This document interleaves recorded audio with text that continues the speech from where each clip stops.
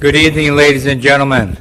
I'd like to welcome you to tonight's panel discussion on the topic of enhancing the professions and business through liberal arts. This presentation tonight is part of the Marian University 9th Annual Academic Symposium, which will be discussing the topic, is a university really necessary? Does it need to change? I am John Weir, and I am the Director of the Healthcare Administration Program here at Marian. At this time, I would like to introduce Dr. Ed Ogle, who is the Executive Vice President for Academic and Student Affairs, to officially welcome you to the university. Dr. Ogle.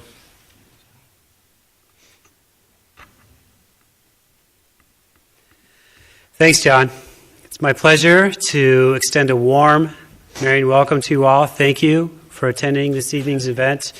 And to guests that are new to Marian, a very special welcome to you. Not a week goes by before we hear something stated about higher education in a very public way. Typically, it's a soundbite offered by somebody that has a political agenda. The unfortunate part is that the discussion, the controversy generated by these comments do not give the topic the justice it warrants. Certainly, we need to talk about the value propositions of higher education, but we need to do so in a way that really gives justice to the topic. Through this venue, the Academic Symposium, we are doing that. We like to use the Academic Symposium to take on topics that have broad and profound social implications and talk about the many dimensions of these issues. Tonight will be no exception. And we're very pleased to have distinguished guests to lead our conversation this evening. So thank you, John, for allowing me to welcome our guest. I look forward to the comments and rich conversation to be generated this evening. And I'll turn it back to Professor Weir, and we'll lead us into the panel discussion. Thank you. Thank you.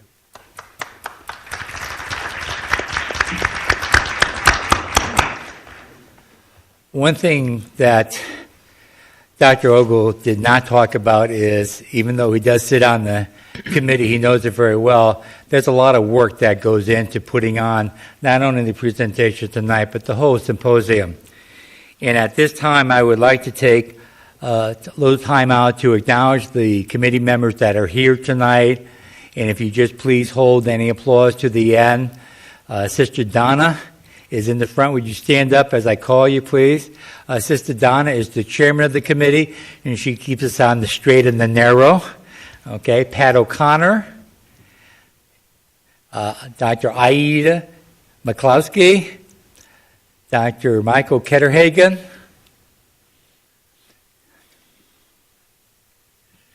Mark Heimerl is out helping in the front, and Mary Schweiner is also out helping in the front. Mary does a lot of the work behind the scenes so that when you see some of the things, they did just not occur magically. Mary made them happen.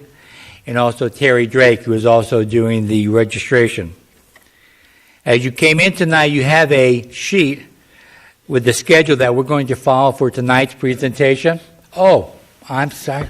Very good. No. My good buddy, Dr. Cheryl Ayala, is also a committee member and has been very helpful to me and to the whole committee in framing various questions. Oh, no, not at all. Okay. The panelists will start out and they will individually present.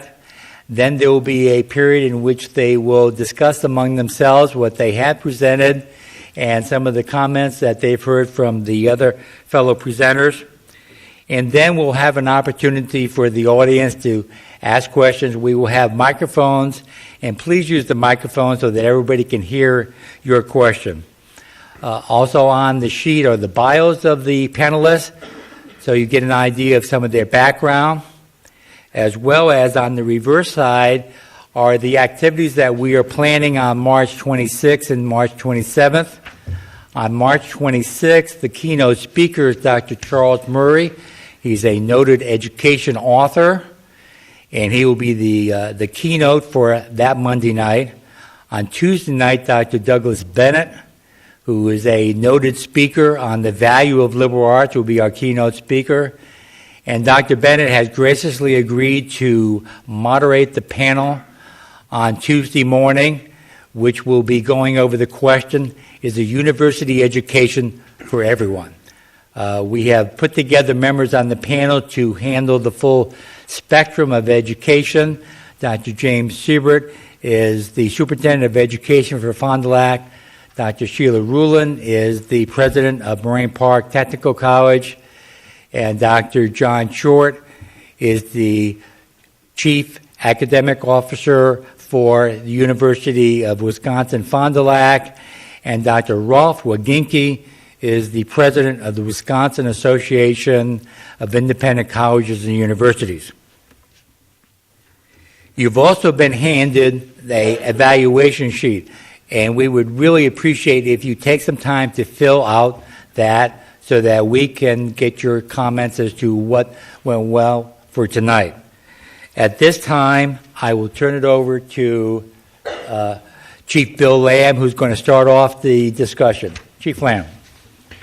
Thank you, Mr. Weir. Good evening, everybody. In meeting with Mr. Weir and preparing for the symposium, we basically talked about the following outline. I'll just share that with you so you can kind of follow along with me here. First, he asked me to share a bit about myself, although some of that's in the bio you've received. Discuss what I believe are the key attributes, qualities, knowledge, skills, abilities necessary to achieve or perform at a high level in the law enforcement profession. And then to discuss how I feel a liberal arts education can help a person succeed in this profession. So with that said, a bit about me. I'm in my 23rd year of law enforcement. I've worked for now 3 different law enforcement agencies, all varying greatly in size and complexity. I've held a wide variety of positions throughout the course of the profession, everything from police officer to working patrol, investigator, drug task force investigator, patrol shift lieutenant, operations commander, deputy chief, and now police chief in 2 different communities. 10 years in North Fond du Lac, a neighboring community to Fond du Lac. Prior to that, I worked for the Winnebago County Sheriff's Office up by Oshkosh, and I've been with the City of Fond du Lac Police Department now for 7 months.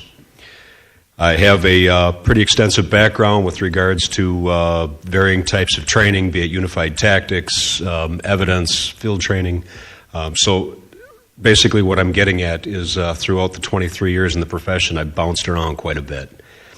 I'm a graduate of the 209th session of the FBI National Academy. It's something that, regardless of what my career ends up holding for me, I will always hold out as one of my greatest accomplishments. I don't know how many AJ majors we may have in the room tonight, but that's one of the truly one of the crown jewels of the law enforcement profession. So that's a bit about me. I'd like to begin now by talking about the knowledge, skills, abilities, key characteristics, key traits that I believe are most important to success and can be the greatest indicators or contributors of success in the law enforcement profession. The first thing I want to talk about are core values. Now, as I go through these, and I don't mean just core values, I want to talk about 3 different points here. Keep in mind that I don't necessarily believe that all of these can be attained in any type of education. I don't necessarily mean liberal arts education. I don't necessarily mean trade-specific education. Some of these skills, some of these characteristics can be honed, they can be fine-tuned, but by and large, I think we carry these into adulthood, and quite frankly, if they're not present as you move into adulthood, I'm not sure that in this profession you're going to have a whole lot of success. Core values. There are a number of core values that are critical to success in the law enforcement profession. Of them, the most important are a sense of duty and honor. Again, I don't know that that is learned in any type of educational setting. I think that's part of our moral fabric. It's It's part of who we are. Dedication to serving your fellow man. Once again, I don't know that is something that is picked up in any type of an educational forum or setting. Courage. I don't know of a college course that teaches courage. And integrity. Once again, probably a core value that can be honed, can be fine-tuned, can be polished, certainly through some degree of internal reflection and maturity. A number of those different core values, once again, polished, honed, but by and large, I think they need to be part of our moral fabric as we enter adulthood. Moving on now, I want to talk about interpersonal skills. This one, I believe, education and a liberal arts education in particular can really help take an individual from a position of what might be kind of an average set of skills or abilities and really help fine-tune and put the person into what you would qualify as kind of an elite or very professional status. People skills. 90% of this job, 90% of the law enforcement profession is about our interpersonal skills, both verbal and nonverbal. At least 90%, maybe it's 95%. A lot of the tactics, a lot of the different skills, a lot of the different things that we're required to do, those things can be taught. We can teach constitutional law to practically anybody. The interpersonal skills, the communication skills, quite frankly, folks, those skills, and I'm not trying to over-dramatize this at all. A person's ability to relate to other people in our profession can sometimes mean the difference between life and death. The ability to interact effectively, communicate with people effectively, reach through them during very, very difficult times can truly and literally be the difference between life and death. I do believe that having gone, and I'm speaking from, this is the voice of experience here, having gone through a liberal arts educational program, I do believe that it is very clear that that type of an education really helps focus on the overall degree of effectiveness relative to your interpersonal skills. And when I say interpersonal skills, please keep in mind what I said before. There's a combination there of both verbal and nonverbal components of that. Last, and this one I guess I'd probably have to put back in the category where we had discussed core values. You need to have the ability to deal with people during situations where it is the absolute worst that society and mankind has to offer. In order to be an effective police officer, you need to be able to deal with people during situations that have the stress and the trauma associated with a homicide, with a suicide, with a tragic accident, with a brutal physical or sexual assault. Think for just a second about what it takes, and undoubtedly, I mean, there's enough people in this auditorium, undoubtedly some of you have found yourselves in some of those very situations, or they've struck very close to home in your families. For those of you that can relate, and even for those of you that cannot from firsthand experience, think of the emotional anxiety and trauma associated with that type of activity.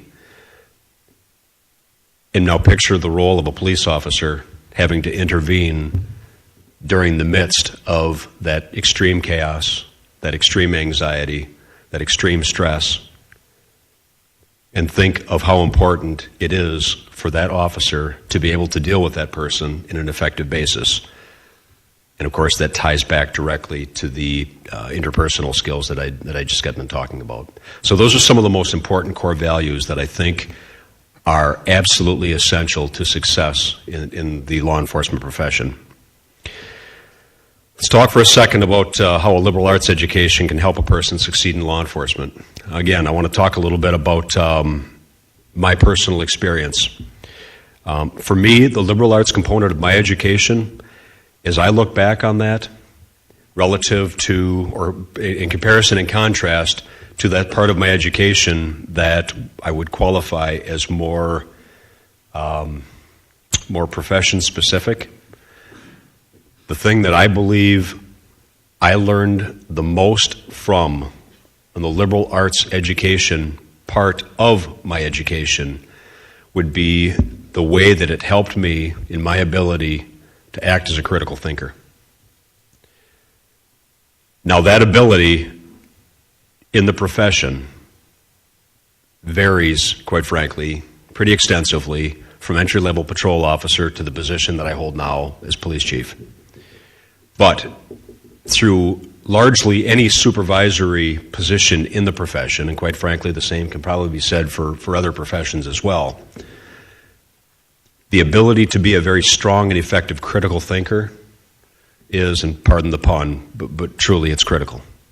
The ability to look down at things from the 30,000-foot level and decide what's best for a group of individuals involved in some type of a traumatic situation, to decide what might be best relative to safety and security in a campus setting, or bigger picture, certainly, to decide what the best security practices are, what the best security policies are, to decide what the best enforcement initiatives ought to be, to decide how to allocate the resources of a law enforcement agency for a city of upwards of 45,000 people with a service population that's certainly much higher than that, requires a very strong degree, a very strong ability to be a critical thinker.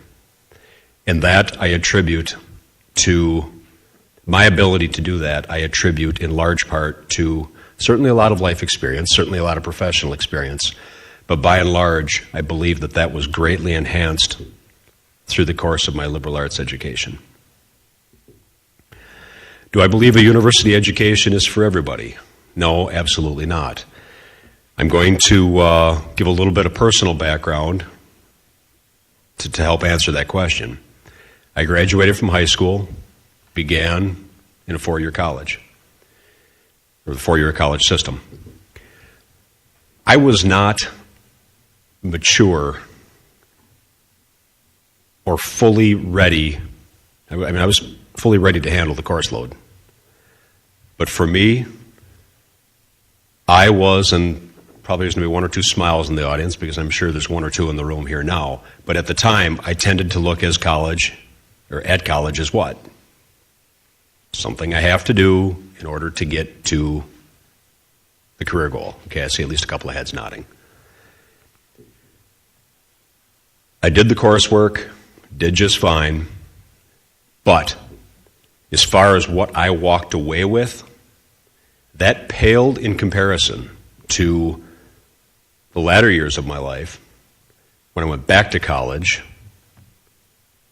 to increase my educational background. As I compare those two and what I took away from each of those courses, from each of those classes, from each of those educational settings and experiences, night and day difference. Literally, night and day difference. So, with that said, there are some people that plain and simply a non-liberal arts education might be, pound for pound, more worthwhile to them. I think it largely depends on where people are at in life, what their personal maturity level is, what their career goals are. A lot of the best cops that I know have an educational background that does not include a liberal arts education, and they're phenomenal cops. By the same token, we do have promotional standards within the profession. It's pretty common.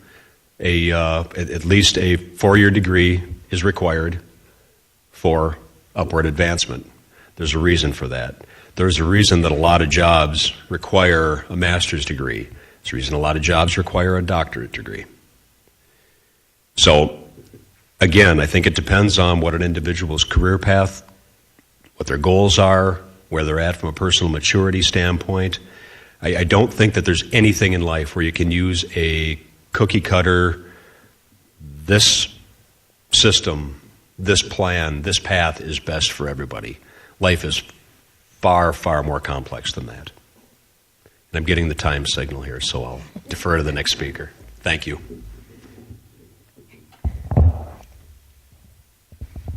Can everybody hear me? Okay.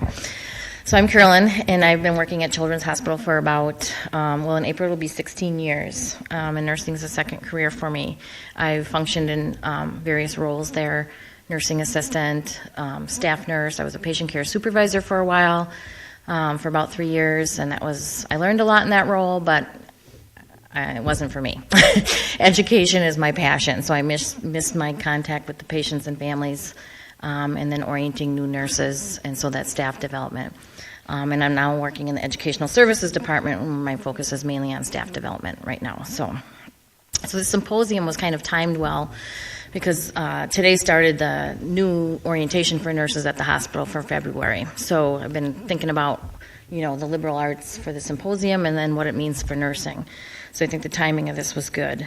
So I kind of reviewed the questions that were posed to us that Chief Lamb referenced, and where my brain went, I'm going to kind of go where it went, and then if I didn't address some of those questions, I'll kind of backtrack. So my thinking went down the road of how liberal arts education can affect an individual in general, how they can affect an individual nurse, and how they can affect nursing as a profession. So that's kind of how I looked at it. So how can liberal arts education help individuals in general? I think they can feed the individual as a learner. I think it kind of expands their scope of thinking beyond what their major area of study is. Now, granted, some people do major in, the liberal arts categories, but many people do not. They don't choose to focus on that alone. So I think it just adds to an individual's repertoire as far as increasing communication skills, which we've heard, different way of viewing things, kind of rounding a person out, and really kind of learning also about the scientific method. I think some of your psychology and sociology courses kind of teach you about that as well.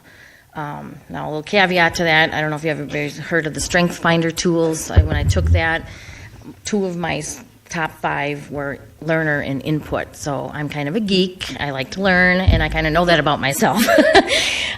So I kind of maybe view things a little bit differently, but I found the liberal arts courses that I took along the way just fascinating. I'm also kind of a person that likes to know the whys behind things, and I always have to know the rationale, and I kind of have to have context around what I'm doing or why I'm doing it. And so I think the liberal arts courses kind of help, again, round that out. On the flip side, can universities do a better job of marketing the whys of why we need those liberal arts courses? Probably. Again, try to connect those dots again, but sometimes you don't see it in the moment, and it does take you that evolution and that maturation to understand. But I think maybe that could be made a little bit better at some point.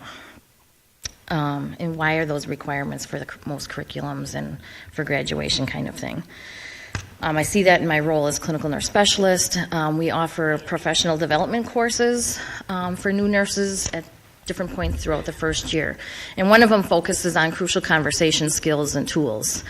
And if we don't frame that right for people, they're like, why do I have to go to a class to learn how to talk to my coworkers? Well, it's not just about talking to your coworkers. It's, communication skills are important for patient safety. There's been studies out there that many communication errors lead to miscommunications lead to medication errors and harm to patients. So I think we need to frame why those liberal arts are important. So as an individual nurse, why are liberal arts important? Many of the models and theories that exist for nursing incorporate some sort of tenet around the biopsychosocial functioning of a human being. So when I was thinking about this, liberal arts for nursing to me was just a big duh. Like, of course you need that background. You need those psychology courses, you need those sociology courses. So this was almost a little easy for me to talk about. So And then working in pediatrics, you need that developmental psychology. If I didn't get those growth and development principles in my psychology courses, I wouldn't, a toddler's very different from a 16-year-old, very different from a 2-month-old. So those are important to know for nursing. I think it also, they help you develop, again, we've heard, critical thinking skills. As a nurse, you have to really be able to critically reflect on one's own practice in order to improve. You have to think about why you're doing things. Is this the best way to do things for the patient? And how can I modify that for each patient and family and make it individual? So you have to be able to reflect on your practice, and I think those liberal arts courses help you do that. And then the communication courses can definitely help those group dynamic skills. It's impossible to function as an island as a nurse. It's not just communicating with your coworkers, but you have all those multidisciplinary team members that you have to deal with. You have to deal with physicians and social workers and therapists and, lab personnel, person doing the x-ray, those kinds of things. So if you don't have those communication skills to be able to function as a team to provide that best patient care, you're kind of toast in the world of nursing. Moving on to the profession of nursing, healthcare has certainly changed. It's going to definitely continue to change in the future. You hear a lot about that now. As much as I'd like to think that a nurse can just come in, I can just take care of those kiddos and those families and be done with it and go home, that's kind of utopia these days. Healthcare is a business, just like any other business. So I think a basic understanding of economic principles, which you can get through a liberal arts education, is important. And that probably needs to be almost the bare minimum for working in a healthcare setting these days. I never used to give a lot of thought to the financial implications of my work. But at Children's now, over 50% of the patient population is covered by Medicaid. So that's huge. And I don't know the exact monetary amount, but I think we only get reimbursed about 40 cents on the dollar for our Medicaid patients. So what does that mean for nursing practice? It better means that I'm, charging for the supplies I use. It better means I'm documenting those supplies I use so that when the insurance reps come in and do their audits, we're going to get paid for that. So I think those economic 101 principles need to come into play for nursing as a profession. Another big emphasis is the move toward patient outcomes. And there's been certain complications now that have been identified for patients. If they're discharged and readmitted with these complications, that whole readmission is not going to get reimbursed. So there again, those economic principles come into play. And that ability to be able to critically reflect on your practice. Are we providing the best evidence-based care for our patients so that they don't get readmitted, so that we're sending them home prepared, we're discharging them and they're ready to take care of themselves at home? So that's all evidence-based practice, and that's, again, that critical thinking, be able to critique the evidence that's out there, critique the research that's out there. I think outcomes are also affected by patient and family access to resources, their ability to be able to follow through on recommendations from their providers, their ability to pay for prescriptions. So again, those psychology and sociology courses are going to help provide insight into how families are influenced by their culture, by their family environment, and their support systems. So those liberal arts background can help provide that holistic approach to the patients and families, and again, help them be prepared for when they go home. Kind of helps see how healthcare is kind of structured in our society a little bit. Talked about, again, outcomes. With the American Nursing Credentialing Center offers magnet designation to certain organizations, and it's a designation to recognize nursing excellence in hospitals. And they are now setting a standard that the organizations that they designate as magnet, 80% or more of their nurses need to be baccalaureate prepared by 2020. So I think even that is changing. There's many portals of entry into nursing. There's 2-year degrees, there's 4-year degrees. There's still some nurses staffing that got a diploma degree through a hospital-type program. We all take the same entrance exam. We all pass NCLEX, and we can all function as a nurse. But having that baccalaureate degree with all these liberal arts is going to just give a little bit extra something. And obviously accrediting agencies are now looking for that as well. So nursing curriculums are pretty intense to begin with, but I really don't think the liberal arts courses can or should be eliminated. Nursing's so much more than just the tasks. You're not just passing meds. You're not just changing that 2-year-old's diaper. You're assessing for skin breakdown. There's a lot of thinking that goes into that. I worked on the oncology unit, and these kids get a lot of fluids, and they excrete their chemo through their urine. So we're not just changing the diaper because their diaper's full. That's that chemo, we call it chemo butt in the nursing world. You can't leave those diapers sitting on that butt because it's going to cause skin breakdown. So again, it's that critical thinking about your practice. I didn't want to wake them up to change the diaper. Well, you need to. You got to get that off their skin. And so there's that development of critical thinking. I think critical thinking can be learned. It takes time, and there's certain routes that you can go. But again, that holistic background can help with that. So I think that kind of covers why it's important to me as an individual and to my profession. So nursing students kind of have to be more prepared. Yes, they have to be prepared for their job. They have to know how to do a head-to-toe assessment. They have to know anatomy and physiology. But they have to know, again, those frameworks that I've previously talked about as well, because it's all part of their practice. And then I think to a society, I think the main value really lies in just respecting and valuing people's differences. I mean, if you think of all the problems going on in our country or in the world today, could liberal arts education open people's eyes to these differences and respecting them? I'd like to think so. So I think that's all I have.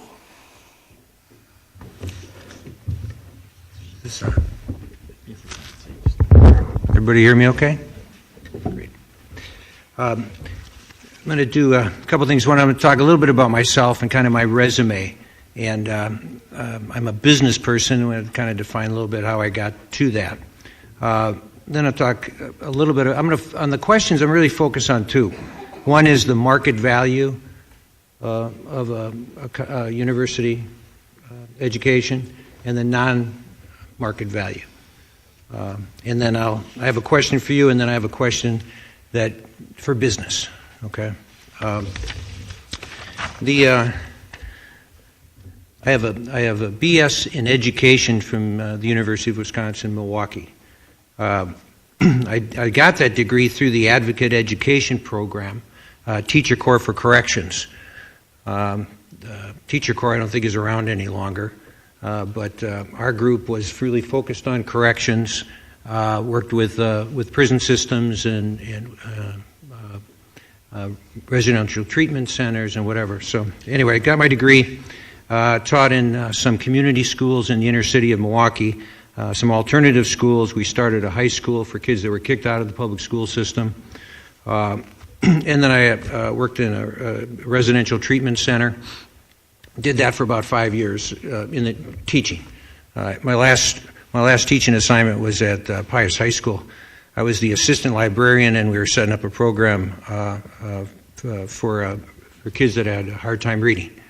When I wasn't doing the reading program, I was down in the library. My last stint as a teacher I was kicked out of the library by the librarian. She said I was a disruptive force in the library. I was kicked out of that same high school as a kid. I went back and talked to the principal, Father McCall, who was there. We walked in, I sat down, I smiled. I said, "You're not going to believe this. I've been kicked out again." He smiled. I said, it's time for me to leave teaching, or at least schools. I don't think I've ever left teaching, but I have left teaching in schools, at least to this point.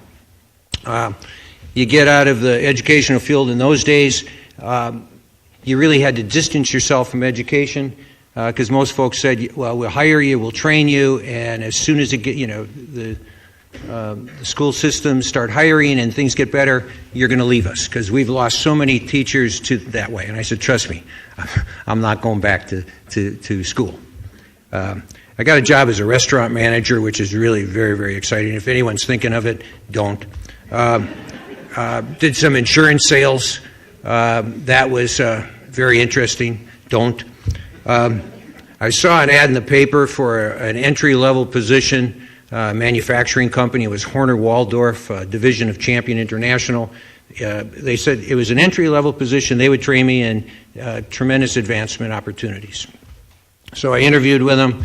I've been in the packaging industry for 33 years now. I started out in manufacturing, scheduling the corrugator and converting equipment, moved into administration, customer service. I masqueraded as a controller for about 2.5 years. Went into sales, was in sales management, been a general manager a number of times, mostly in turnaround businesses, businesses where we're told you they're going to turn it around in the next year or so, or we're going to have to close it down. I've only closed one plant in my entire career, and it's the worst thing I ever did. Been involved in a lot of expansions and then new builds. Just finished building a plant in Columbia, South Carolina, brand new innovative product, wax replacement for wax corrugated packaging. It's recyclable. We're going to expand it throughout the world. I've lived in the Midwest, California twice, South Carolina twice, Louisiana, Maryland, and then I started out in Wisconsin, came back about 1.5 years ago. I promised my lovely wife, who's sitting up there, that eventually we'd come home. I dropped her off 1.5 years ago. I left, and been down in South Carolina ever since. My current job is leader of process and product innovation. My boss, who's the president of our company, Interstate Resources, he said, "Jim, your new job is the proliferation of green coat, domestic and international." I hear proliferation, I think of nuclear weapons. But this is really a very peaceful thing we're doing. I consider myself a lifetime student. I have a real passion for learning. And I think the liberal education that I got, liberal arts education, maybe it was liberal education and a liberal arts education, that got me to the point where I am a lifetime student and just love to learn. Charles Murray, who wrote the book Real Education, he's coming to visit you guys in another month. He would call me an educational romantic. When I was asked to do this, I thought, I couldn't remember what a liberal education was, liberal arts education. So I had to do some reading. I read Charles Murray's book because I heard he was coming. I read Death and Life of the Great American School System by Diane Ravitch. I told somebody earlier I would love to see Diane debate with Charles. Be a wonderful, wonderful debate. And then I read a bunch of New York Times articles. My neighbor says it's a communist magazine. I said I think it's a little socialist, but I don't think it's communist. Talk about the market value first of an education. And because I'm not an expert in any of this, I'm not an expert in anything actually, but I'm still a student, so I can do that. An article I got out of the New York Times came out January 22nd, and it addresses something about the market value. Until now, a BA in any subject was a near guarantee of at least middle-class wages. But today, 1/4 of college graduates make less than the typical worker without a bachelor's degree. David Autor, a prominent labor economist at MIT, recently told me that a college degree alone is no longer a guarantor of a good job. While graduates from top universities are still likely to get a good job, no matter what their major is, he said, graduates from less exalted schools are going to be judged on what they know. To compete for jobs on a national level, they should be armed with the skills that emerging industries need, whether technical or not. Charles Murray has an answer for that. He would say get rid of the MBA or get rid of the BA and just do a certification test. If we had certification tests instead of degrees, you would just be able to take your certification test results, give it to an employer, and they'd say, boy, you know your stuff. To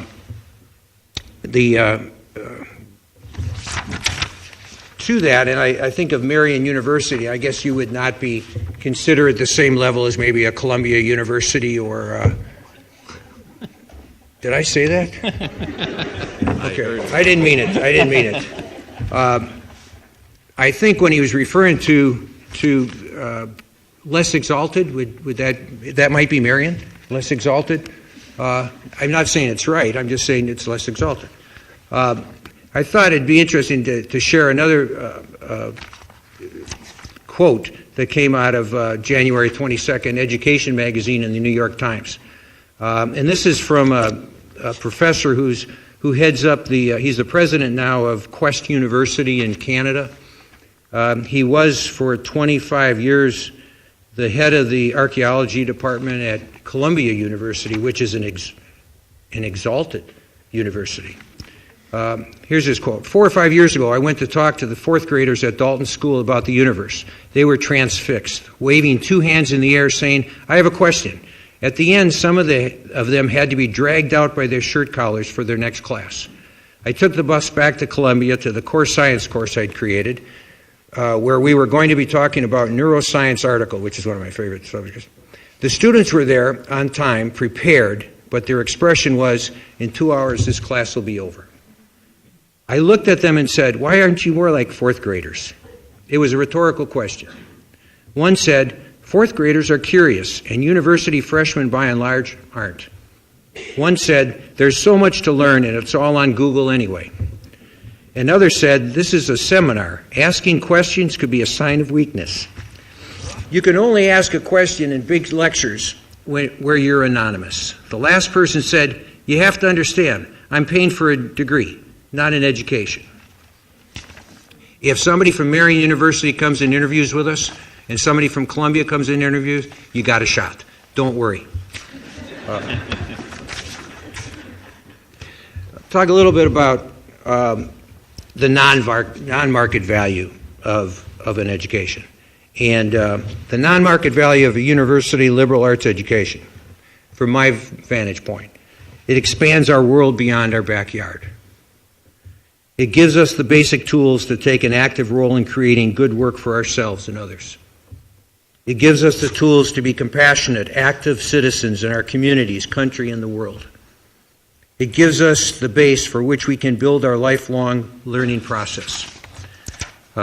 What should I expect out of a college graduate with a liberal arts education? Someone that has the ability to think, to create, to dream, to question, to laugh at him or herself, as well as discuss, debate, reflect, learn, admit when they don't know, and more importantly, to collaborate. We have taught everybody how to drop their glasses and catch them.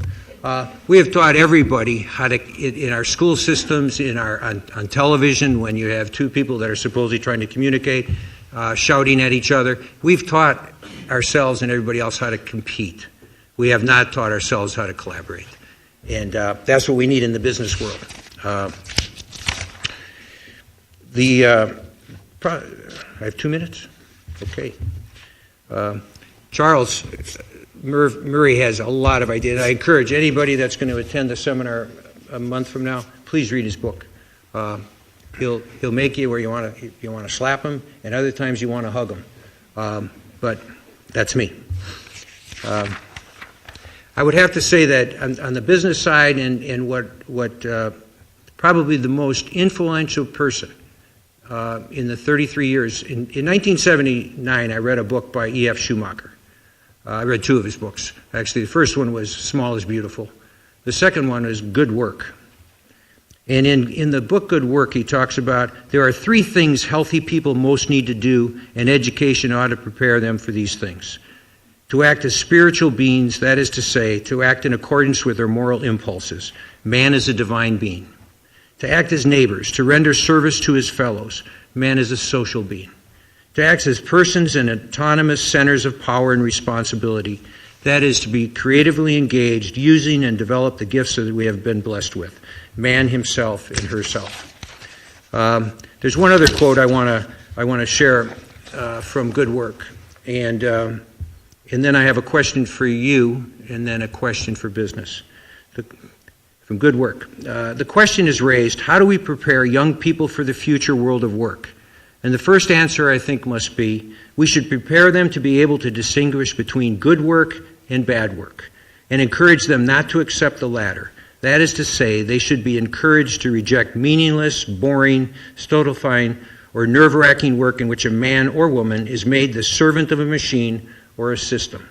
They should be taught that work is the joy of life and is needed for our development, but that meaningless work is an abomination. A liberal arts education should prepare us for this. The question I have for the University of Marian and the students here is, and the teachers, how does a university education affect the sense of self-worth, dignity, and values of the student? The question I have for business is just changing the words a little bit. How does a business affect the sense of self-worth, dignity, and values of the worker? That's what businesses need to do. Unfortunately, most business people don't know how to do that. It's going to have to be driven. I mean, it's interesting what we see today is education is asking businesses, what do you need? Businesses should be asked education, can you help us? Can you help us teach this? Can we do it? So, that's it.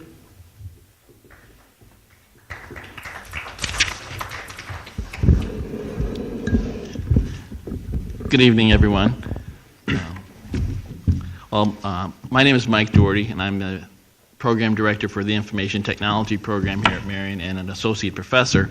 And at first I was wondering why the heck I was on this panel, because we have people who are out there as in the real world, I guess, working versus the university world. But then I found out from John that because of my discipline, information technology, we're kind of thought of as maybe being a little bit more applied than the typical liberal arts education major. So I accepted that, but I think John just needed a fourth person. But anyway, my background is a little bit different. I came to IT later, kind of in midlife. I started out as a biologist with a chemistry minor, and I worked for GD Cereal Drug Company, which is now, I think they're owned by Monsanto. And I worked on aspartame, the little blue stuff. I worked on the clinical, or not the clinical trials, the preclinical trials, animal testing, drug metabolism testing, and those types of things. And I also worked on some heart drugs and some high blood pressure medication. I found out that you really couldn't go anywhere with a bachelor's degree in that particular field, so I decided to go to graduate school, and I went to the University of Illinois and got a master's in biological sciences and expanded my scope to environmental toxicology, where I worked with pesticides and herbicides and their impact on the environment and the animals in the environment. I finished my degree at University of Illinois in Chicago, and then I went on to Purdue to pursue a PhD in that area. And about 1 year into my program, I developed a severe allergy to lab animals, which really crimped my style since I had to be around a lot of lab animals. And I would have to, in order to go into the lab, I would have to put on a white coat. I would have to tape my rubber gloves to the sleeves of my lab coat. And then I would have to put glasses on, put tape around my glasses, and then put a mask on so I didn't get any, plus I had to wear a hat, one of those lovely surgical hats. Anyway, it was awfully hot in the room with the animals, so I decided that I better look for a different line of work. So I went over to the School of Business to get a degree in environmental policy. And the very first semester, I took this one credit course that was an introduction to computer science, and I found out, wow, this stuff's really cool. I really like this. And one thing led to another, and so I went down that path. I had a job working on a contract for the federal government, trying to predict our oil consumption from 1980 to the year 2040. Needless to say, we were way off, but it did pay the bills and those types of things. And then we wrote some educational software, and I did some research on drug driving enforcement in Indiana, and I also did design the seatbelt data collection survey for the state of Indiana during the 1980s before it became a law. But anyway, enough about that. I'll get into the questions now. But I always like to tell the students that life is not a straight line. It's a crooked path. And when you're sitting in a class and you're saying, when am I ever going to use this stuff? And I did. I was sitting out there and oh my God, why do I have, I remember physical chemistry. It was everything I hated about chemistry and everything I hated about physics in the same class. So it was one, so I couldn't understand why I had to take that. But believe it or not, you use everything because your life, it takes you in so many different directions that if you didn't pay attention while those windbags in college were talking to you, that maybe you'd miss something you could actually use later. Okay? So I want to talk a little bit about the multiple perspectives. And in IT, it's all about perspective. Okay? I can tell you that I've been doing this long enough that when I'm helping a student or a coworker for that matter, and they ask me to help them with a problem, and they're looking at the computer screen and I'm trying to tell them what to do, I know for a fact that they don't see what I see. So that's multiple perspectives. The little button that they're supposed to be pressing on, it is as clear as day. It might as well be blinking, but they don't see it. And so as an IT professor, you're always taught never to touch the keyboard or the mouse. Let the student, make the students do it themselves. I've kind of gotten away from that because sometimes that just breeds frustration. But when you're working with as many people as you do it in technology, and many people are very insecure when they work with technology. No one likes to be told you're not doing it right. Okay, and if there's anything a computer's great at, it's telling you you're not doing it right away, and in very not so polite terms. So the value of a liberal arts education for IT is I think it's invaluable because it teaches you about people, it teaches you about their views, it teaches you about how not everyone sees the world the way you see it, or not everyone interacts with the world the way that you interact with it. As I used to work before I came to Marian, I was actually an IT, or I was the program director for computer information systems at a 2-year technical college similar to Marine Park. And so all my graduates are 2 years, they didn't have a liberal arts education. And so we were training them directly for job positions. And almost all of them would eventually go back and get their bachelor's degree because there was the ceiling there, they couldn't get ahead. But they also appreciated that education because it taught them a little bit of a different perspective from the certification-based approach that we were using at the tech college, although I try to get away from that as much as I can. The second question that we have here is, should students be educated specifically for a job or for a liberal arts education? Are they mutually exclusive? Well, they're not mutually exclusive. They're integral. I had a wonderful professor. I always went to state colleges. I went to Western Illinois University. I went to University of Illinois and Purdue University. And so I never went to a liberal arts college. But the most wonderful liberal arts revelation came when I was a graduate student at Purdue University, of all places, an engineering school, an engineering and science school. And I had to take a political science course. And a professor by the name of Myron Hale gave me the 7 dimensions of analysis, which have guided my life, my education since that time, and I try to impart that to every one of my students as they go through the program. And he maintained that every single problem you run into has multiple dimensions that people are viewing the problem from, and that you need to take the time to look at all those dimensions. And he gave me, I'll just go through them very quickly, I won't read it to you, but he said most problems have a philosophical dimension, a psychological dimension, a historical dimension, an ethical dimension, a political dimension, a social dimension, and an economic dimension. And he says failure to look at a problem, a significant problem from all 7 perspectives, leaves a giant hole in your understanding. And as I look at that, I really do put that into the IT program as much as I can. And if we think about it, just think about something like Facebook. Every technology we have has a dominant philosophy behind it. And what's the dominant philosophy of Facebook? Well, it's the dominant philosophy of many technologies. It's speed. Everything is speed, faster, more mobile, and pretty soon. And I always tell my students, and most of you guys are too young to remember the I Love Lucy show, but there was a famous episode where she's at a candy factory, and the candies are coming off the line faster than they can do anything with them. They can't box them, so they start stuffing them in their mouth and just anything they can do to get rid of the candy. Well, that's the way information is coming at you now. It's coming at you so fast that you can just stuff it everywhere. You can't use it because you don't have time to use it. And that's one of the things that that your generation is going to have to deal with is how do we tame the information beast that we're creating right now? And you need a different perspective to look at it, to actually look at that problem. Is a university degree necessary for everyone? And I echo what my colleagues have said, and that's no. A university degree is not, education is not everyone's cup of tea. It's not required for anyone. It should fit you. You need a passion. You need to have some kind of a connection with your degree in order to get the most out of it. I will say this, though, that learning is for everyone. There are many people who don't have a university degree who are great learners. And so we should never confuse the fact that you have a higher education degree and that you're not a learner. because I think that's one of the things that bothers me about modern society is when people, one of the first questions we'll ask in social settings is, well, where'd you go to school? And think of the way that put the stigma that associates with the person who maybe didn't go to school. And so you don't want to diminish people. Because we're all learners and we're all valuable for what we know. Let's see, I don't know, I haven't got any time. I haven't been notified of the time yet. I have 4 minutes. Okay. What's the market value of a university education?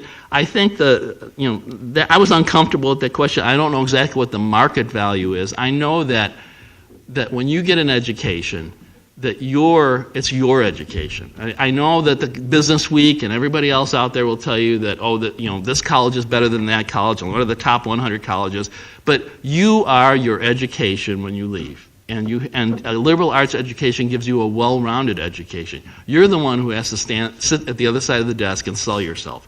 You're the one who has to explain why you know things and how well you know things. So really, the market value of the education really depends upon you. It's kind of like buying a membership to a gym. Okay, you can buy the membership, but if you don't go work out, well, you're probably not going to make the Olympics or something.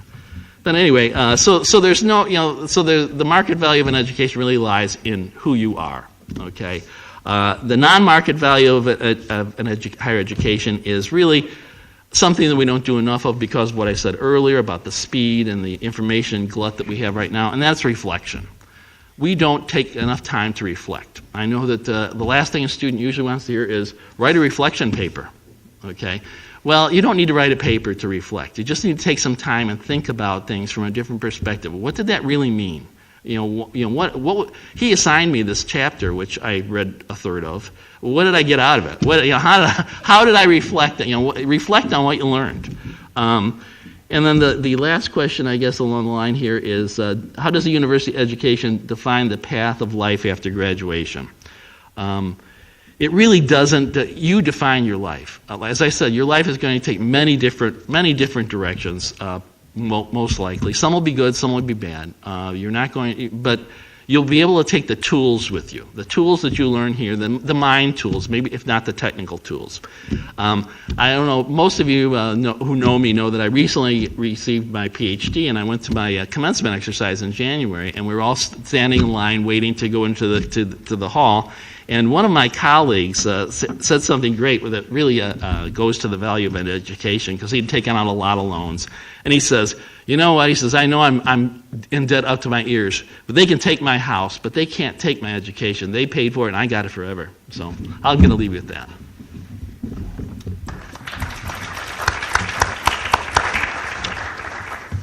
What we're going to do now is we're going to turn it over to the panel, because it's hit a lot of different areas. Mike is right. I didn't eat before the first time. Mike is on here because of what he brings to it, not because it's number 4. Okay? And a lot of the areas that you hit are different. Just talk among each other and talk about some of the questions that you may have. Jim, you posed some questions. Bill, you went over the different things that are in law enforcement. And Carolyn, you looked at different things. And Mike, you looked at a different perspective. I just want to go and have you talk with each other, and then after a while, we're going to turn it off to questions from the audience, and they can ask you what they want to hear from you, okay? Whoever's going to be brave to start up, just like in classroom setting. I think we should take a break.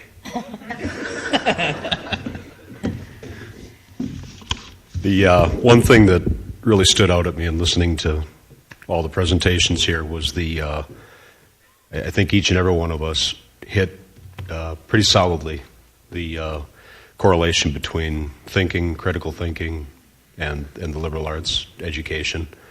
And certainly that comes as no surprise to me, but it was, I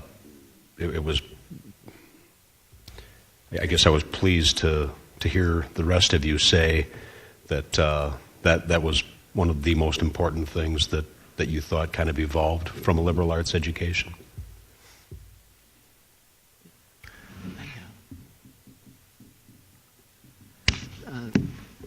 Hey, Bill, you mentioned earlier that one of the core values was integrity.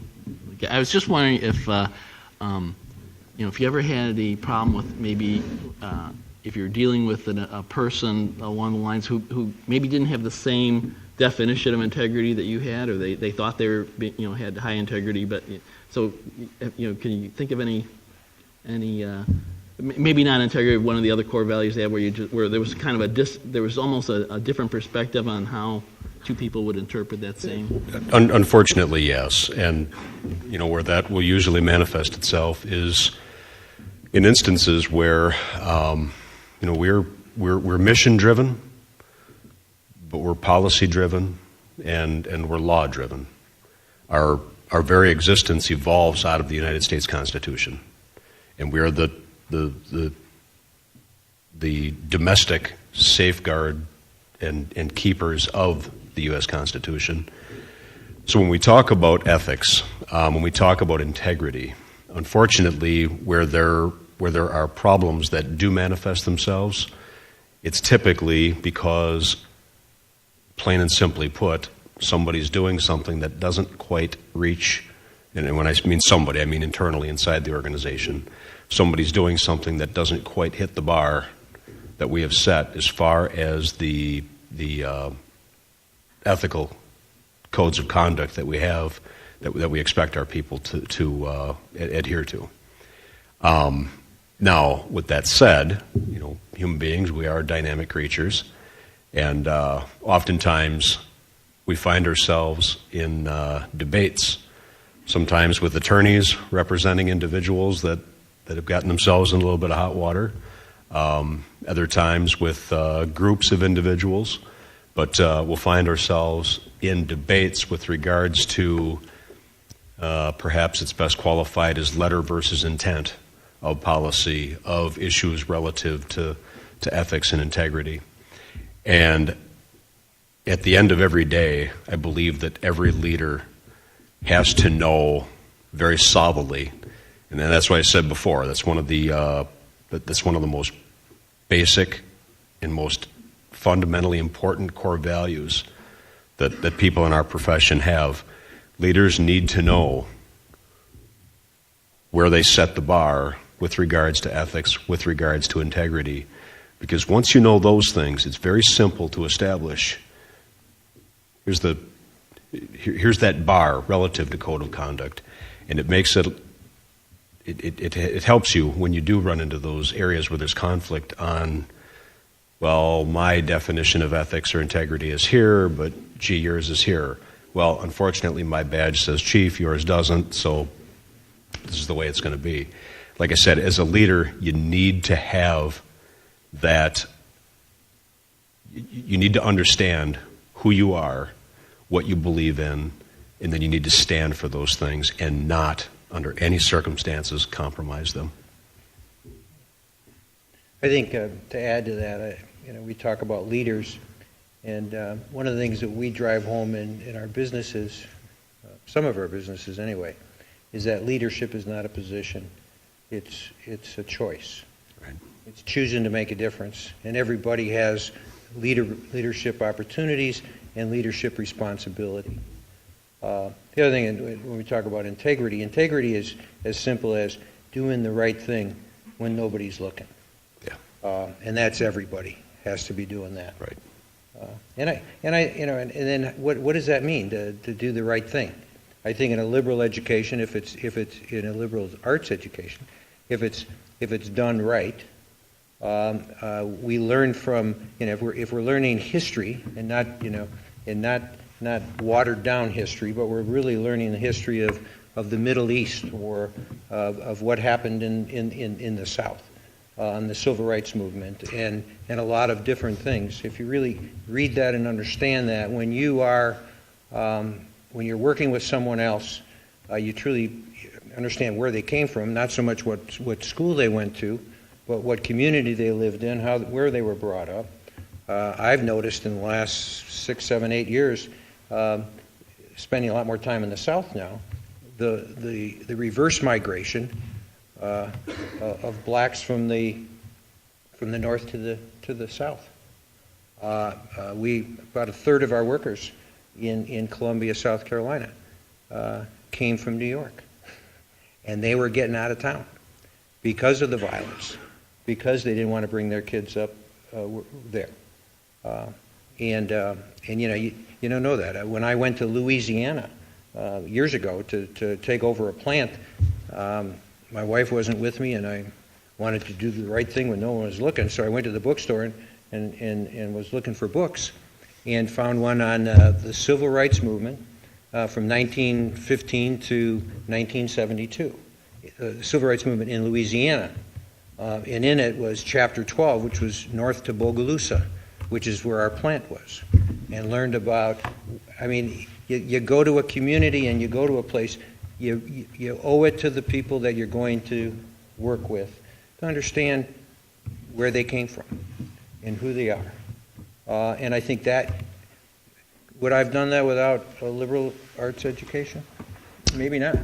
I think, I wish I would have paid more attention when I was going through school and getting my liberal arts education. I probably would be learning a lot faster. It's taken me a lot longer. I have to use the dictionary constantly. Even when I talk to my oldest daughter, her vocabulary is a lot better than mine. But anyway. You mentioned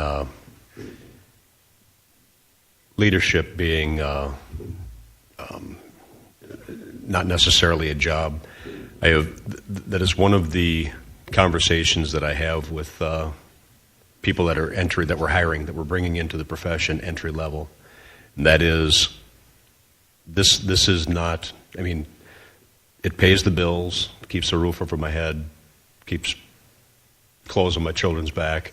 Yes, it's a job, but I believe that law enforcement, like a number of other professions, it's a calling. And I believe inside of our profession that leadership is a calling as well. Not everybody can do it. A lot of people are wired to be managers, perhaps, but not everybody's wired to be a leader. So, and certainly I think that transcends across other professions as well. Leadership is leadership is leadership. It's the, I don't know if anybody on this panel or in this auditorium what the levels of knowledge may be with regards to servant leadership. But I believe when you look at the very nature of leadership, I believe if you look back at some of the best leaders in the history of the world, in the history of the country, one of the key characteristics that you'll see with each and every one of those people is that they always focused on what was best for their people. So along those lines, their people worked for them.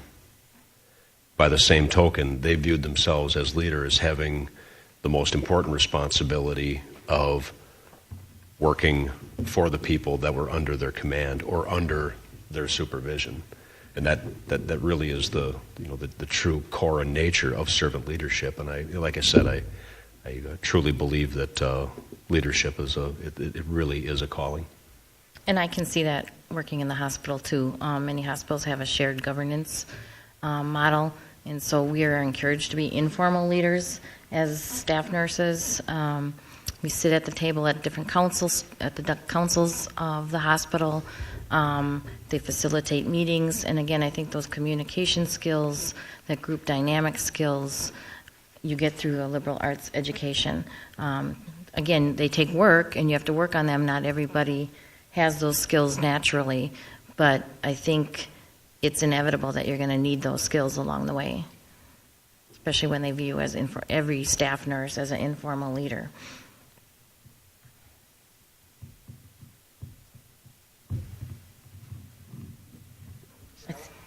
Yeah. Expand on that in terms of matching skills with liberal arts, and as you say, you don't maybe have them all, but we're trying to expand upon them, and maybe the role that liberal arts helps in honing those particular skills. I think it can actually provide a basic framework. You know, when so much of this develops in your career, I'm thinking of a situation where, you know, our preceptors in the hospital that teach our new nurses, they they have to ask those questions if the new nurse doesn't know what questions to ask. So you have to feed those questions to that person. And again, that's trying to help them develop those skills. So they might see something changed in their lab values or something, and they're just going to say, here's the number. But then the preceptor has to be able to get that out of them. What does that mean for your patient? What are you going to do next? Who are you going to call? Who are you going to notify?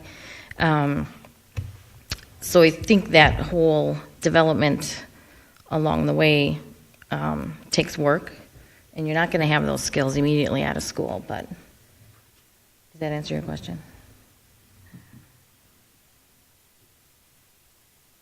I think somebody touched on the academic practice partnerships, which I think is important. I think, Jim, maybe you had mentioned that about businesses. There's actually been studies done, too, where CNOs, the chief nursing officers of the hospitals, go back to the schools and say, what are you teaching nursing students? You know, they're not coming with the skills that they need to do their job. And then academics, again, might not be looking at finding out what those skills and what the professional nurse's role is these days. So I think there's a big push for connecting those partnerships a little bit more, which I think is important as well, which you kind of touched on.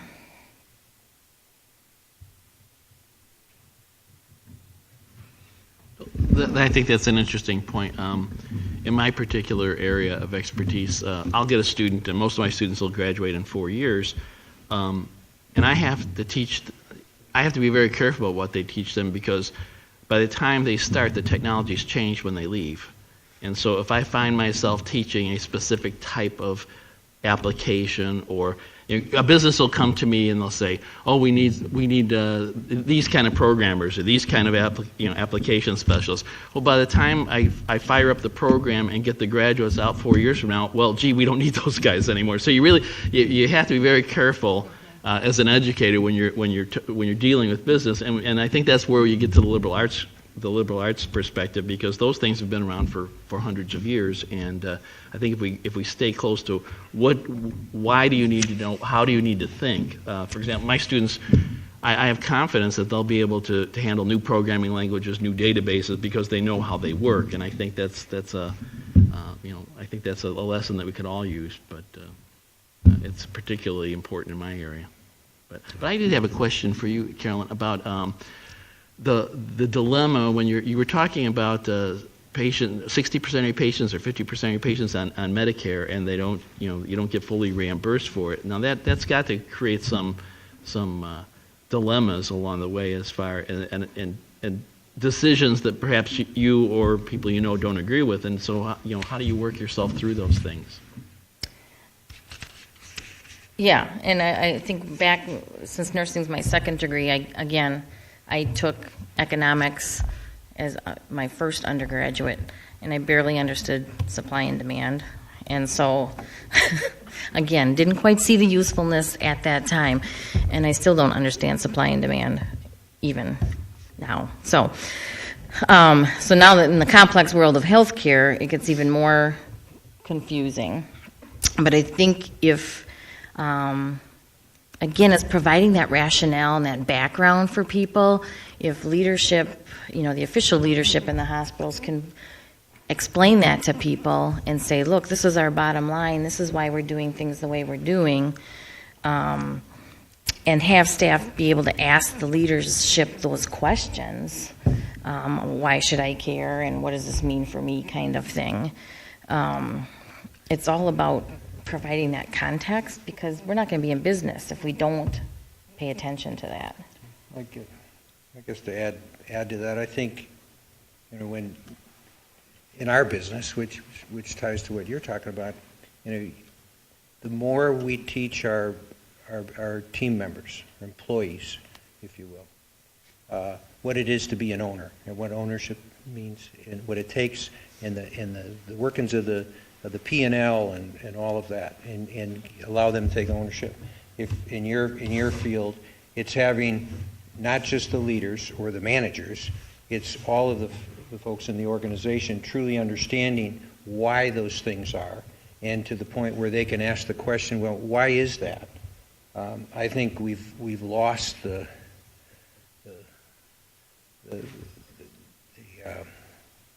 opportunity or the skill set, if you will, to ask the why, the what, the when, the who. We're too quick to just give me the damn answer. I need the answer so I can pass the test. I need the answer so I can tell my boss. I need the answer so I can just get it off my desk. It's really asking, why do we do this? And then usually in our business, as we get into innovative products and processes and stuff like that, I say, guys, if we haven't asked why 6 or 7 times, we can't go to the what or the how yet. You need to ask why that, and then why, and then why, and then why.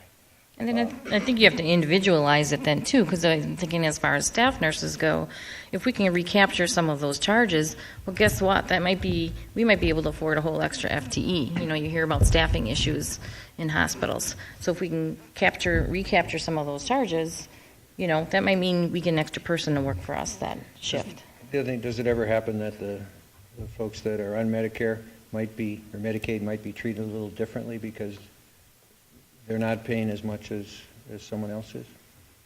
And if everybody understood why, maybe the why, that would have a different outcome? Yeah, and I think you do a lot of reframing. When I was teaching nursing students, we have some frequent flyers, we call them, that are kids that have chronic issues, chronic problems, come in for many admissions. They're sick. And sometimes the parents, some of my students would say, well, gosh, that, mom or that dad didn't help me out at all throughout the shift. They just sat there. So it's that ability to be able to reflect on your practice, and I had to help them reframe that and say, well, let's think about this a little bit differently. They have to take care of their child 24/7 at home, 365 days a week. Maybe they're seeing this as respite care. They know there's personnel in the hospital to take care of their children, so maybe they're just taking a seat back and resting. So I think to be able to reflect on your practice about why you're doing things, and why are things important, how can I do a better job for this patient and family? You just have to see things, again, with a different lens. You talk about thinking. I did read another book while I was preparing for this called The Thinking Life by P.M. Forney. One of his quotes was, most of us, perhaps all of us, are potentially capable of outstanding thinking. Not many of us, however, are prepared for it. We have not been trained for it. We are intimidated by it, and sometimes we are not even aware that it is an option. And I don't think we know how to think. We're not taught to. I think part of my frustration, as I've been learning more and more lately, you look at No Child Left Behind, the race to the top, the market value of an education. No Child Left Behind what? Race to the top of what? If you're a student and you're getting a degree because it's going to get you a high-paying job, it's probably not a good investment that you've made. If you're getting a liberal arts education because you want to learn how to learn and you want to make that your passion for the rest of your life, and by the way, you'll probably find a good job which allows you to do good work, then you're on the right path. That raises a good point. I think you talked about the thinking component there again. I think if you look at the sum and substance of a liberal arts education, that process of stretching the mind, it's like exercising a bicep or a quad or some other type of muscle. It's getting the mind trained for that critical thinking. And you had mentioned something that probably I should have included before, but that as soon as you said it, the thought that popped into mind was that liberal arts education, I do believe, at least for me anyhow, I believe that kind of set the stage for me to become a lifelong learner. And I'm not sure that without that liberal arts education, that would have happened with me. And that truly is, if you look at and I'm sure the the same can be said in the academic profession and in the business profession and the nursing profession. Certainly I know it is in my profession. Those individuals that you would qualify as the best and the brightest, those that have accomplished the greatest, one of the key similarities with all those individuals is that they have been lifelong learners. So I think that's an excellent point.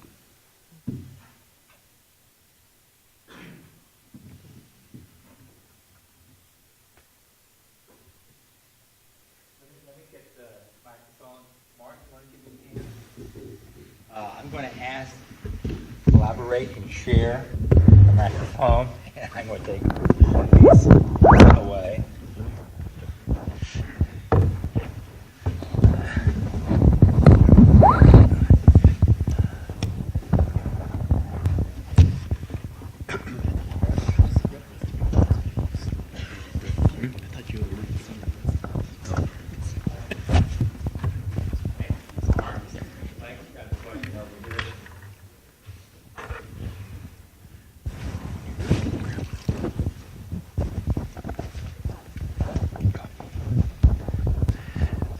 All of you have mentioned clearly the main skill of thinking, the main skill of critical thinking, the main skill of expanding the mind, and that sort of way, and becoming more aware of more perspectives, more possibilities. Is there any specific, and this is the question I have, is there any specific content that you think does that better than other content that you would like to suggest is very important content, and then how is it connected with liberal arts? Do you know what I mean by content? The discipline or the subject matter or the discipline or the subject matter. Is there any specific content that you think really captures some of these things that or maybe it's a general content? I'll be quiet. I mean, I don't think it's specific. I don't think you can pinpoint whether psychology is more important than economics, more important than sociology. But I think it all comes down to communication is what we've been talking about, I think, and the ability to be able to have conversations, understand group dynamics, be able to have those face-to-face conversations with coworkers instead of complaining about them behind their backs, and we're trying to encourage more people to have those one-on-one conversations. So I think communication skills is probably goes across the board, in my opinion. I guess in the... What's that? I thought you said you were going to be quiet.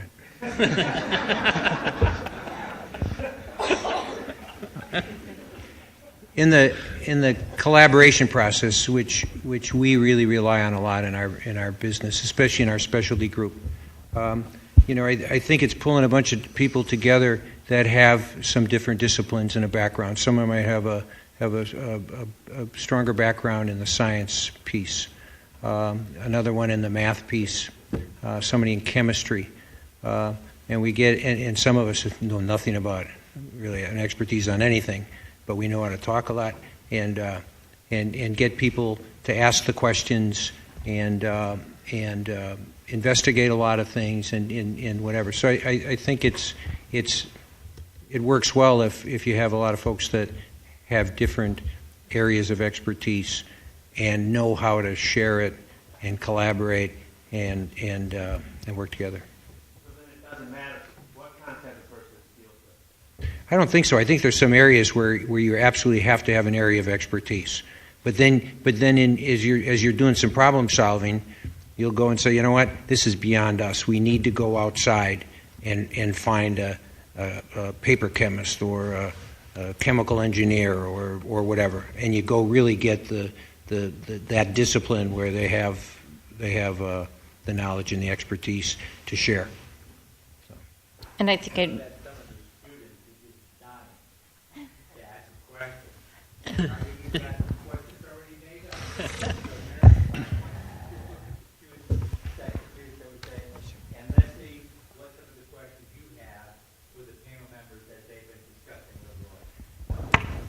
I think while they're thinking of questions, and I will just reiterate about having recognizing the differences that people bring to the table and having those key stakeholders with at the table when the decisions are being made. I'm thinking of my role as staff development. I'm not the expert on heart defects, so if somebody was requiring an online education module on that, I'm not going to know where to start. So I better have those subject matter experts at the table. From that department, I got the education lens. Somebody else might have the supply lens of things we're going to need on the floor. So I think it's important to think about implementation and think about those things ahead of time and having those key stakeholders, the right people at the table.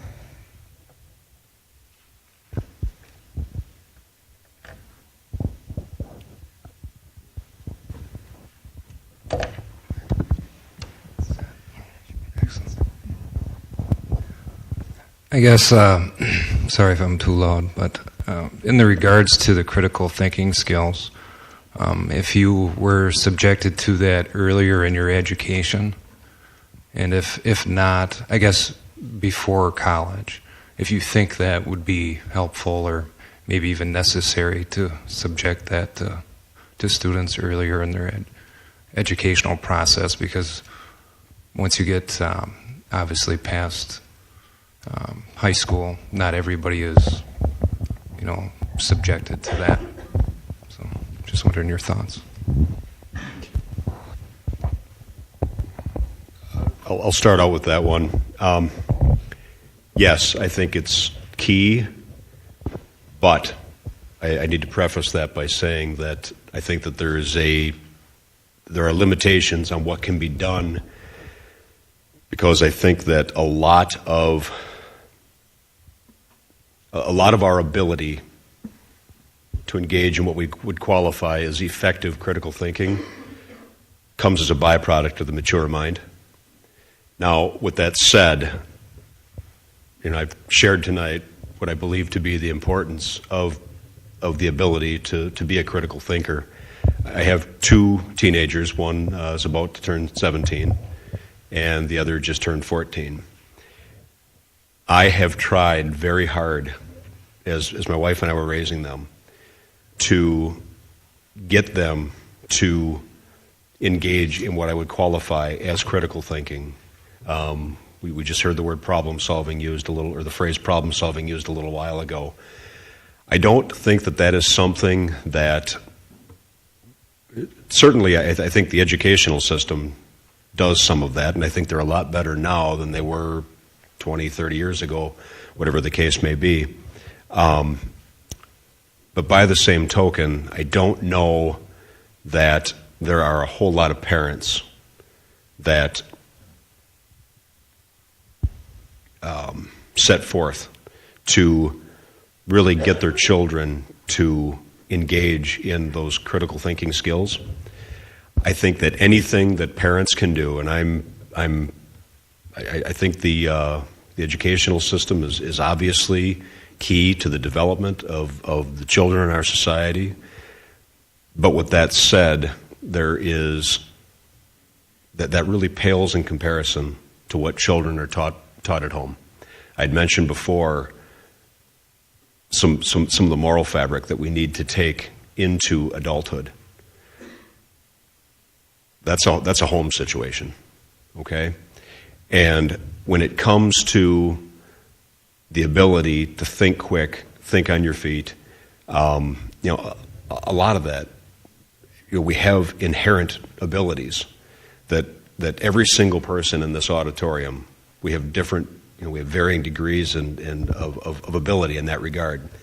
But there's no doubt in my mind that as a young mind is forming, and I'd mentioned before, the mind being like a muscle that can be exercised, I think the more that parents are getting their children to engage in critical thinking, to get them to try to look at things from several different angles, to try and look at things from the 30,000-foot level.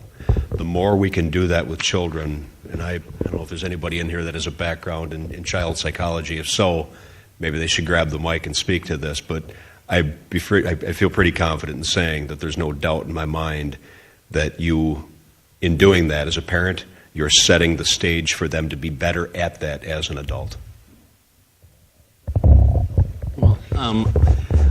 I think one thing the schools could probably do a better job at, as far as laying the foundation for critical thinking, is to try to teach the interconnectedness between the fields and the skills that the students learn.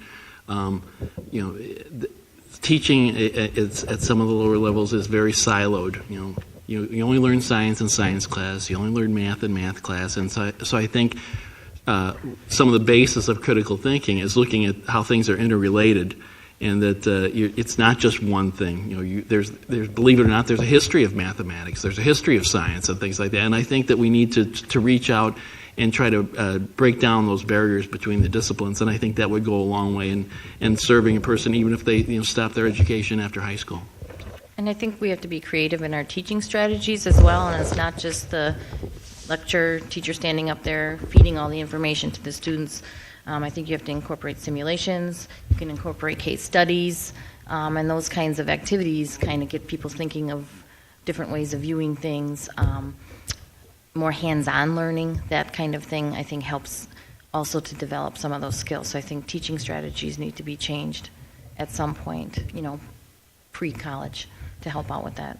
I think to add to that, I think in high school, critical thinking, whether it's high school or grade school or flunk out of high school or whatever, you don't get to college. Part of critical thinking is having a history, having some knowledge, and some literature can teach you all kinds of things, as history can, as philosophy can, as art can, as music can. The more we expose our grade school, high school students to those things, and I don't think we're doing enough of that today. We're too busy teaching math and science and reading and learning and teaching our kids how to take tests, and not really learning how to think and learning some important stuff. So I think one of the reasons we are better critical thinkers is we've got a lot more experience. You can gain a lot of that, I think, even in high school, through the education process, through the liberal arts education. Sure can help anyway.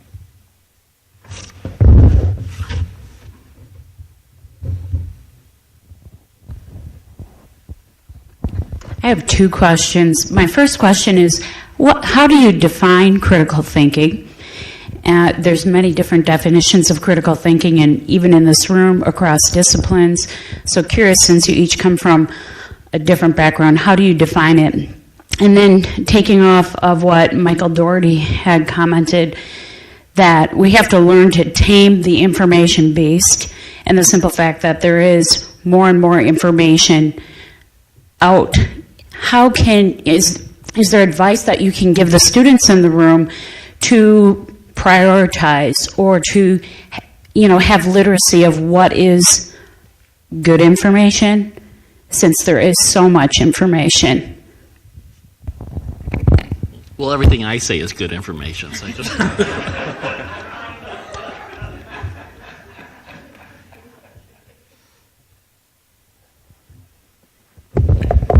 have no idea what critical thinking is, but it sounds really good, and I read about it.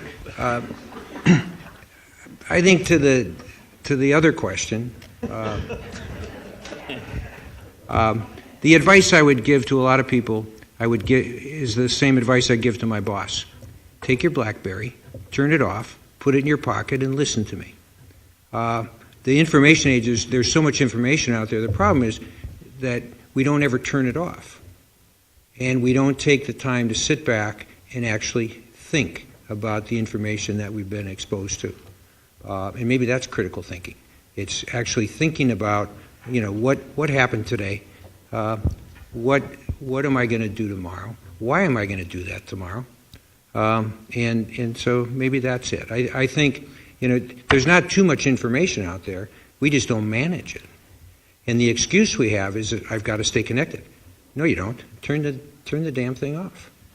And pay attention to who's next to you or who's in the room with you. And we don't do that. And I think, part of that is the students, if you have a teacher that's doing that, tell them to stop. If you have a parent that's doing it, tell them to stop. We have a responsibility to each other to make it happen. I mean, I have no problem whatsoever telling the president of our company when he's wrong. He has no problem telling me when I am, although I don't think I've ever been wrong with him. But I mean, we need to do that. I mean, we need to challenge ourselves. We need to challenge each other to do that. And I think we'll be a lot healthier. And I agree. I think it is hard to define critical thinking. I think I kind of like to use the phrase critical inquiry because, again, it's about asking those questions. When I'm teaching somebody, when I was teaching a new nurse on the floor, I would be upfront with them and saying, you need to ask me questions. I'm going to ask you questions. Because I told them that the people that don't ask me questions scare me. Because they either A, think they know everything, or they're too afraid to ask. So I think it's more that inquiry, questioning. That's how I like to look at critical thinking. The second part of your question, I think you do have to put some responsibility back on yourself. So if you're getting information overload from somebody, from one of your classes or from some other whatever source you're getting it from, you have to say, what are the 3 to 5 main things you want me to focus on? So because you need to narrow it down, you need to keep it simple. We're working on health literacy in the organization, and it's not just whether you can read or not read. It's the understanding, it's the comprehension. So there's a teach back element to it, and just we simplify things.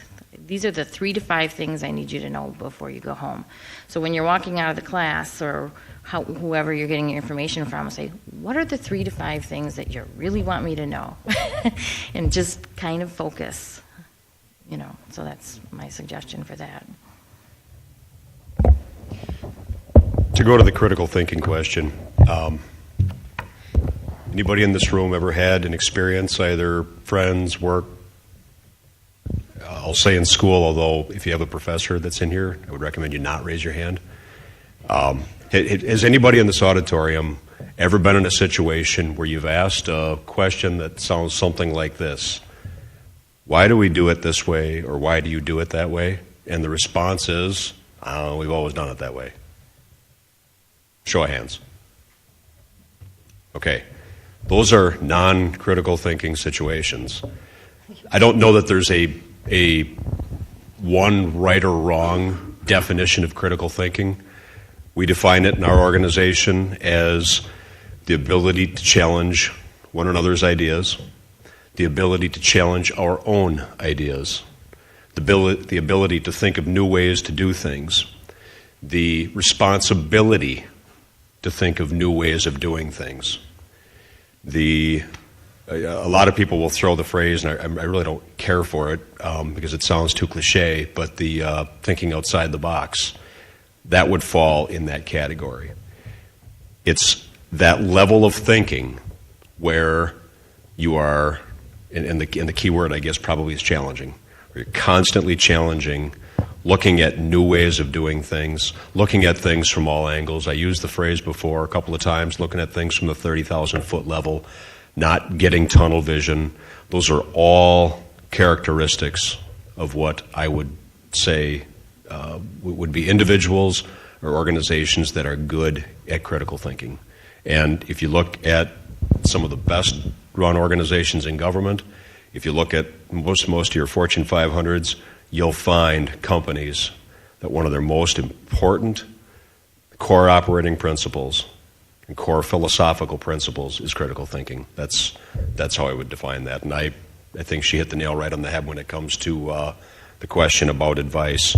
That's kind of the beauty in life, and that's kind of the beauty of education. You get a lot of different stuff thrown at you, and it's up to each and every one of us to take. There are no rights, there are no wrongs with 95% of what you learn, with 95% of what you get exposed to.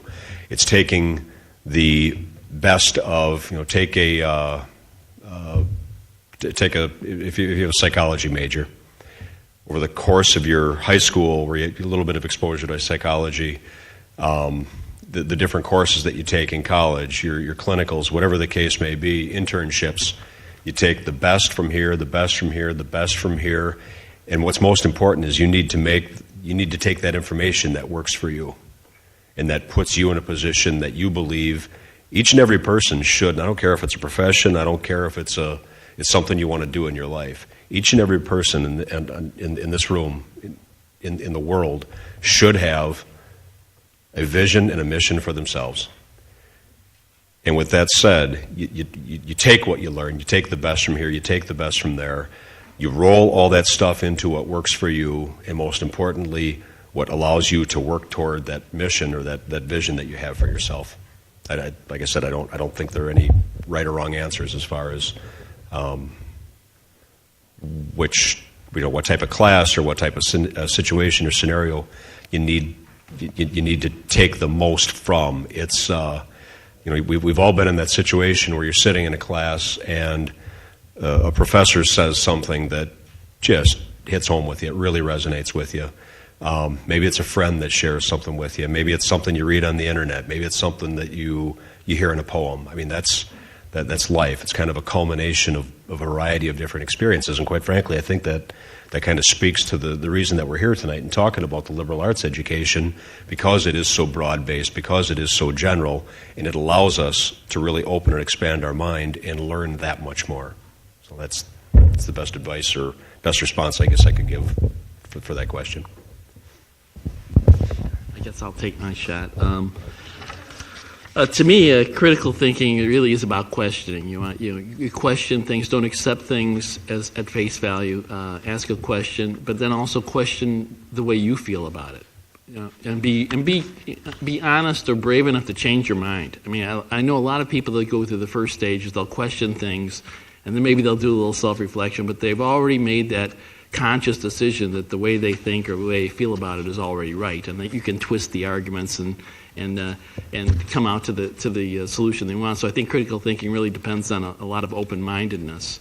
And as far as information overload, at NIT we've been researching that for years, and there's some new things that are coming down the pike now that says as you analyze information, you have to quickly determine, does it make you smarter?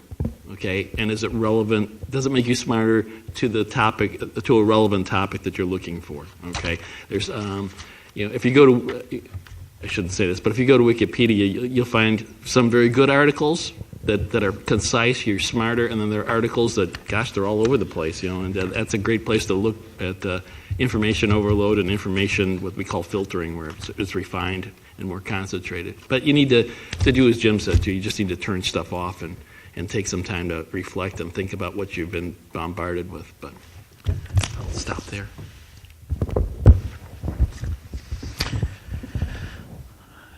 Thank you to the panel. Very inspiring. Good insights. I have a specific question regarding servant leadership and a little background. I guess Jim and Bill, you both brought that up. My question is, what actually inspired you to explore servant leadership? And then how did you go about learning it? And then how do you apply it or help others to apply it? I guess I'll start with that one. I think the first time I was exposed to servant leadership was, I hate to admit this, my brother-in-law Mike and my sister Mary, quite a few years ago. I think I always aspired to a servant leadership without knowing the term. Okay, I grew up in a business world where self-servant leadership is what it's all about. But I think what drove it for me in my work is my father, who worked in a knitting mill many years ago, and would come home and talk about how frustrated he was. And I mean, sometimes you wouldn't talk about it; you'd just be angry, and you'd go hide.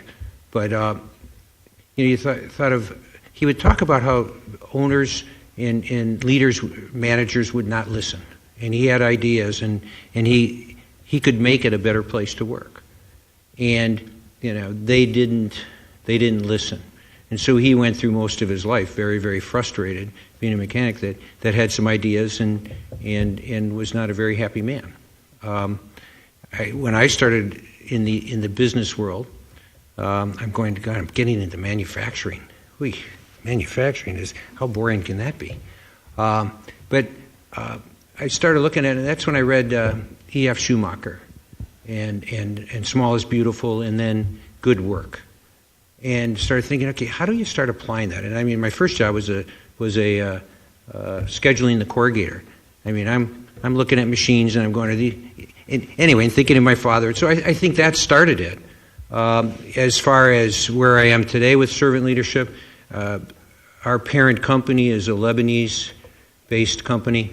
They talk about servant leadership. Most of them actually live servant leadership. They're an interesting. It's a family-owned business. It's 4 brothers who started the business. They are Maronite Christians in a country that doesn't have a lot of Maronite Christians, and they are a minority. It's amazing what they do for the communities that they work in. The one brother who was our CEO 2 years ago is now the chairman of the board for Interstate, the U.S. company. He is now the mayor of the largest Christian city in the Middle East. And he also serves as chairman and does other things. So, the family is heavily involved. They believe they need to give back to the community they serve. If I have a frustration with them, it is they don't always drive that through the next tier and the next level of the organization where there isn't a lot of servant leadership. And for me, servant leadership is as simple as the higher up you are in the organization, the more responsibility you have, the more people you report to. My job, my work, is to allow people to do good work. If we do that, we are going to be very, very successful. And I think the turnarounds that I've been involved in, the business expansions I've been involved in, have been successful not because of the new equipment, not the new technology, but because of the people.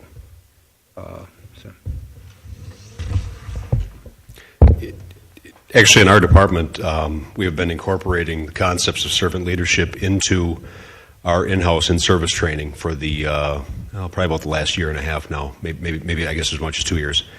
As far as me personally, the concept of servant leadership, and it's Jim, it's funny when you mention doing it without really realizing it. The concept of servant leadership by title has kind of been permeating the profession for several years now. And I can recall when it first popped up, a lot of people in the profession basically looked at it as, oh, here's the latest leadership du jour, leadership of the day. Well, a lot of people in the room might be too young to remember, but some will remember the word, or the last big buzzword being empowerment. Most everybody remember that one.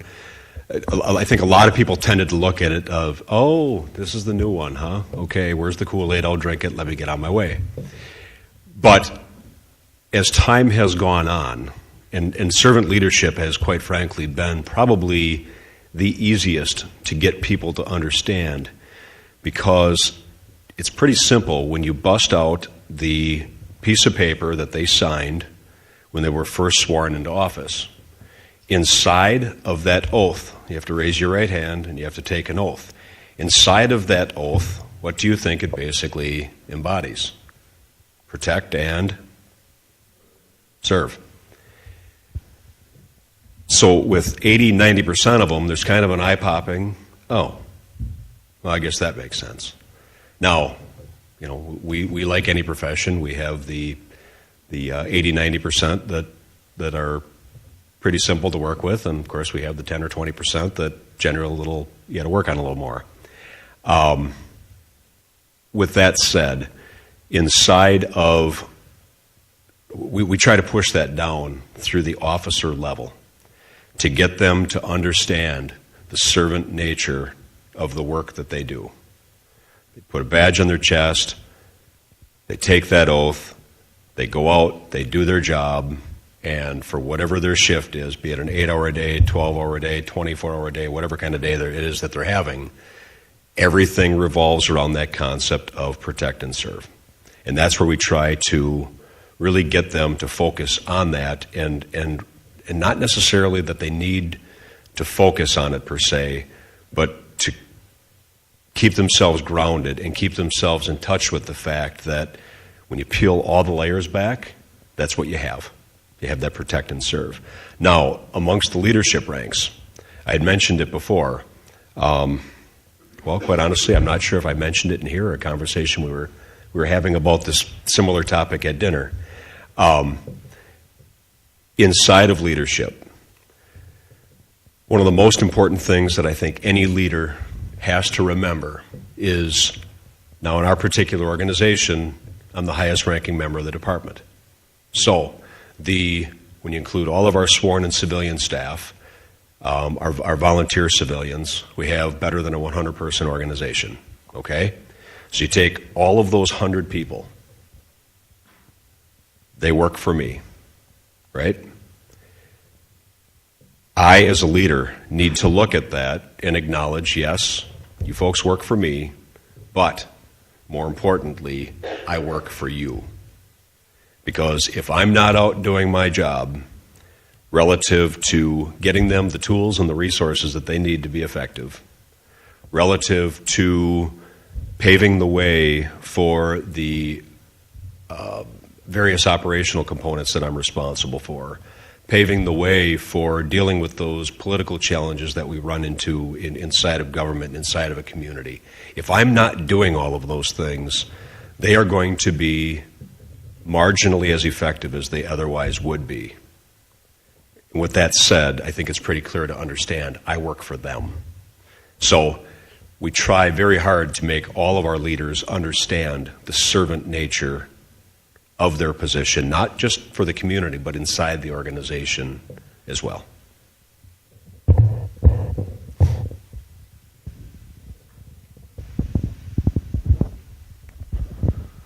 Mentioned earlier, the information and technology was mentioned earlier, and given the way that young people use information and technology, how should liberal arts be taught here at Marian and throughout other universities? On the internet. Get rid of this bricks and mortar, but I'll let the No. Well, I mean, I think your technology is just a tool. It's the same as, I mean, you've had me before, you know that. I mean, we went from, there's just different shifts during the history of information. You know, people went from oral to written, and the written to printed, and then printed to electronic. And so it's just yet another evolutionary change in the way we get technology. And so I think that just the way the past generations have coped with that, I think we need to use it as a tool, use it but don't throw out all of the old stuff as well. I mean, one of the things I noticed, I just got a Nook, by the way, not too long ago. And one of the things I noticed, and I would like to do a study on it sometime, is have you ever seen the Nooks only have so much text? Okay, and so when you're reading a book on a Nook, you're reading just like a tiny little paragraph at a time. And I'm thinking that with the way students use technology and their cell phones, and that might be actually a better way to read it, because I know when students see these giant pages with all the figures and the 5 columns and the tiny little print, it can be very intimidating. But when you read a book on a Nook, all the text is the same size, and if you just don't look at the corner where it says, page 17 of 593 or whatever, you're okay. So maybe if we just put a little piece of tape up there, you'd be okay. But I think that the colleges, I think, are still struggling with how do you use the internet, how to use online education, and is it for everybody, and is that the best way to learn? One quick last little thing, I know I tell a lot of my students this, but technology changes the way people think and their brains work, and people don't realize that. The philosopher Nietzsche, he started his early writing by hand and was very angry, and his emotions came through, and everything was great. And then, about the 1850s, the typewriter came in, and he wrote his last philosophical works using a typewriter. And when they analyzed the work, there was so much emotion and fire in the handwritten stuff, and that was lacking in the later stuff. And so you can't remember. You got to always think that technology is going to change you in ways that you don't know as well. So that's what I would. Just to me, it's all about balance. There's a lot of strong arguments out there to get rid of the bricks and mortar, and you can do it all online. I'm somewhat old-fashioned that way. I mean, I love the smell of a book, that paper, old or new. I like being in front of somebody. I think being on the internet and having a conversation or a discussion, panel discussion or whatever, I think it loses something when you're not face to face and see three dimensions. But again, it's about balance. There are things you can do on the internet and should. But I think to shift to that and get rid of some of the old, as you had said, I think is a huge mistake. And again, it's one word, it's balance.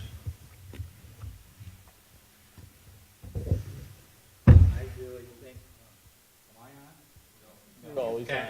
Well, I have to use my record voice then. I would like to thank the panel. I think we've all been delightfully educated tonight with a lot of different views.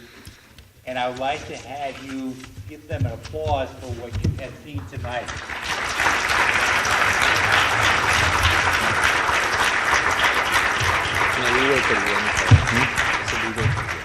Yes, on the evaluation form, we'd like to have your input, and we look forward to seeing you on March 26th, 27th for the academic symposium in Stair. See you there.